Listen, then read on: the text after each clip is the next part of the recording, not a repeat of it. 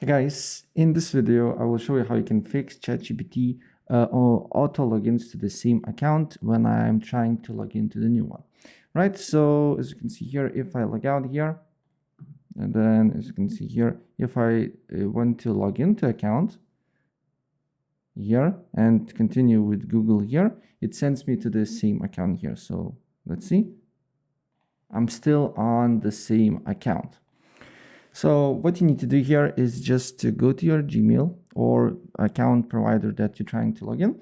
In my case, it's Gmail, and I just need to press on my profile icon here, and then you just need to add that particular account to your account list here. And once you do so, you just need to go to ChatGPT, then press on account, log out here, then log in, and then go to continue with Google in this case, and then as you can see here, you will have a account available for you that you can log in here. So yeah, that's basically it. If I helped you out, please press like button and subscribe for more. Take care. Bye.